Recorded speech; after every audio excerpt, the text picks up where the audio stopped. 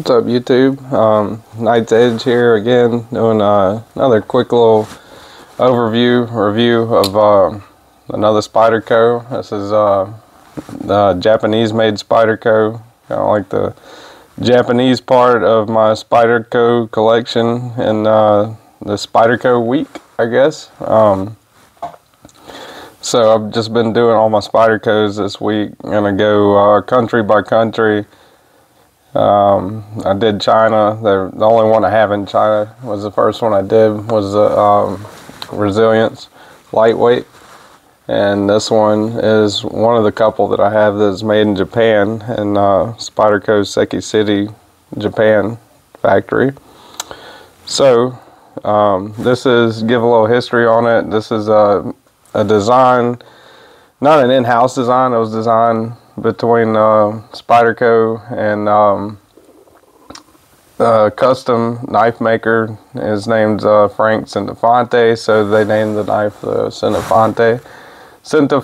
I think I'm saying that wrong, more than likely, but it's a little different than Spyderco's usual designs and stuff. You can definitely tell as it had a different designer kind of paired with it. Now, it's not by any means way out of the unusual for Spyderco.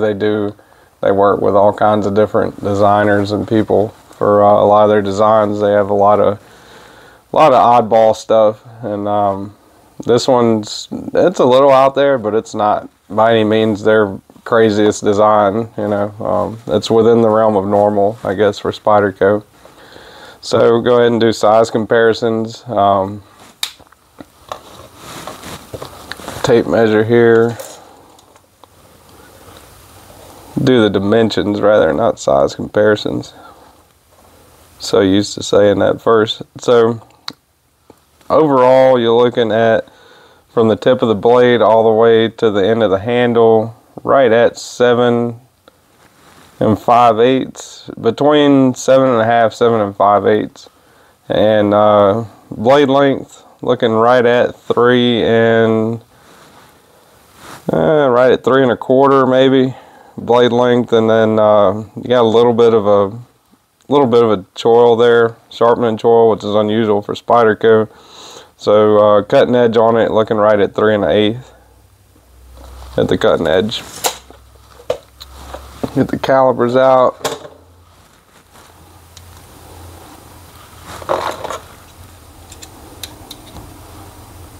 This thing's got a hollow grind on it.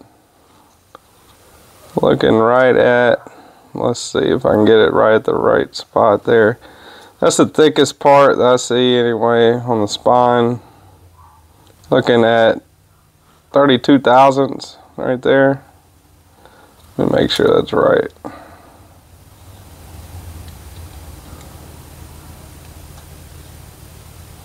Yeah, I didn't zero them out from last time. So looking right at 76 1/2 thousandths or so. 77 thousandths there. Move on up towards the tip. 47 thousandths. And if flip it over and look closer towards the cutting edge, 23 thousandths, 24 thousandths, all the way at the tip by the cutting edge, 24 thousandths. So decently thin, not the thinnest knife that I own, but also by no means the thickest. Not too bad. Go ahead and do weight on it first. So put this thing on the scale, 2.5 ounces, 2.6 ounces. Go ahead and check it again. Yeah, 2.6 ounces. That's pretty light, under the ounce and inch ratio, which is a good thing. Go ahead and get the blue jeans out. It's about what you got sticking up out of the pocket, not a deep carry. A little bit sticking out there. That's not too bad though. I mean, there's a lot of knives that are got a lot more than that sticking out of the pocket, so not especially bad on that. Get this T6 here. See if I can get the camera to focus on it.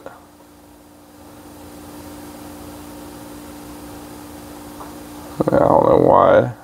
It might be the background, but it's having an issue focusing there. But that's a T6 bit. Pocket clip T6. These are bolstered on that side, bolstered there. So if you look at the pivot, no screws there either, right? No Torx screws, so not able to take this apart really without messing it up. So that's a bummer. That's a downside for this one. Is you can put on an aftermarket pocket clip. So if you want to put like a deep carry clip, they do make them for this. But anything other than that, you're not going to be able to do like a scale swap. You know, take it all apart for cleaning. If you're having issues with it, the best thing to do with this one would be send it to Spyderco. You know, that's their warranty does cover that, especially since you can't take it apart. So let's see. Oh, I think I forgot handle thickness. Go ahead and do that real quick. So 390,000, 395,000. It's about 4/5 of an inch. Not too bad. Fairly thin handles, especially for the size of knife. I don't think I did size comparisons at the beginning, so I'm gonna go ahead and get that out of the way to do that. So that's your pair military 2. Another Spyderco pair military 2, a little bit larger. Not by much though. Here's your pair military 3, or pair of 3. Pair of 3, a little bit smaller. More cutting edge on the Centofante, and more overall length on the Centofante. It's in between the pair military 2 and pair of 3, pretty much. Get a couple more out here. That's the Doug Ritter RSK MK1 Ritter Hogue full-size knife. It's a little bit larger than the Centofante, and that is the Hogue Deca, which is just a touch smaller than the Centofante. Less cutting edge for sure on the Hogue Deca. And let's see, get the Demco 80-20.5. Right around a little less cutting edge on the Demco 80-20.5. That's the one with the shark's foot blade though. And here is the Cold Steel. I almost said Hogue. That's the Cold Steel 80-10. Big, bulky, full-size knife. Bigger than the Centofante all the way around. Heavier, broader, all that. So, got all that. I guess one downside of this knife that I can find, oh, it's about 90 bucks. If you look at it on Blade HQ, I'll put a link in it down below. I'm looking at it right now on Blade HQ. It's sitting at 92 bucks. VG10, kind of another disappointing thing about this one is it's been out for years. So I guess years ago when it came out, VG10 steel was a little more, you know, was a little bit better of an option than it is now. But you got 14C28N, Nitro V, AAR PM9, a lot of other, in my opinion, better options than VG10. VG10 is not a terrible steel. It's not as bad as like an 8CR 13 or even a 9CR in my opinion, but it'll hold a pretty decent edge, but you're gonna have to sharpen it a lot. You know, it's definitely not the most edge retentive steel in my experience. Other than the steel, this is really a showpiece, more of a showpiece than anything else, I think. It's a working showpiece though, so I mean, it's still a fully functional knife. It's got a good strong back lock on it. You can use it for all kinds of stuff, you know, pretty much any knife task. Doesn't have the ergonomics that I would like it to have. You know, it would be, in my opinion, a lot better if they had like a choil cutout, something right there for your finger. But also they did give you the jimping right there and this little hump for your thumb. So that's a good thing. And the G10, or not the G10, the FRN. This FRN is a lot different than the grittier textured FRN that you find on like the Delica, the Endura, the Resilience. It's a lot smoother, and these little grooves in it kind of help with ergonomics. You know, not when you're gripping it like that, it's really not that bad. You know, the tendency is to want to choke up on it. You know, but like I said, you can't get too far up on it because of that cutting edge getting your finger right there. The grind on it's a really beautiful knife as far as the grind on it. You know, nice hollow grind on it. The little spider there, that's kind of like an inlaid little bit of silver, actually, on that Spyderco emblem right there. You can't fidget with it as much as you can a lot of other Spydercos, so I guess that's a downside. You know, another downside to this one is, you know, doing the Spidey flick. I can do it if I'm practiced enough. If you get it the right at the, you know, the right way, if you're used to opening with your middle finger, you can. See, it failed there, you know. So if you're used to it, you can do it. Not really like a preferred way to open it.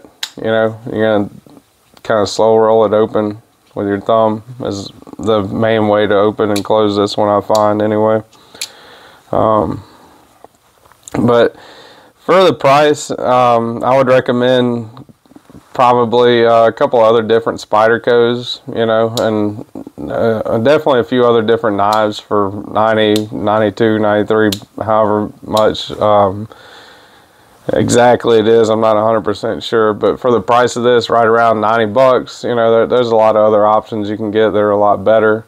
I just kind of wanted it just because of, you know, I think it looks really cool, and it's a Spyderco, pretty decent little size, and thought it'd go good with my collection. So not all bad, but, you know, like I said, the VG10 steel, you know, that's not winning any prizes, especially in 2024. The fact that you can't take it apart, it's got bolsters, that's not good. You know, the ergonomics could be better with the finger choil being there, that it's not, you know, but it's not. So, not a terribly great knife, not a terribly bad knife either. Good little collector's piece if you collect Spydercos, in my opinion, and that's one of the reasons that it's staying in my collection. So, anyway, that's about it. That is a Spyderco Centofante 3. It's going to be linked in the description. Japanese made knife. Let's see if I can zoom in on that. Actually, I don't think I did. Seki City, Japan. That's Spyderco's Japanese factory. That's where it's located at. But, not to take away from it, you know, but it is a really nice finish on it. You know, I really like the satin finish. I like the grind, the blade grind. This is a little bit sharp, but not too much so. I got Centofante on there, but it's not crazy billboarding. You know, I could kind of do with it being a little smaller would be nice, or, you know, not even there would be perfect, but it's not insanely a large amount of billboarding. But overall, Spyderco Centofante 3, like I said, it's right in the, you know, as far as Spyderco knives go, if I was ranking them 1 to 10, you know, with a 10 being my favorite, 1 being the worst I've ever seen or handled, this would probably be right around like maybe a 5.5 or a 6, you know. Not especially great, but in my opinion, why it's still in my collection is, you know, it is unique. So, and it's also a functioning knife. But that is it. Spyderco Centofante 3. This is Knight's Edge. Like the video if you like it. If you like the content, subscribe to the channel if you want more coming, because I definitely got more coming out. And we'll try to continue the Spyderco week with another Japanese made knife, Spyderco knife next. So thanks for watching.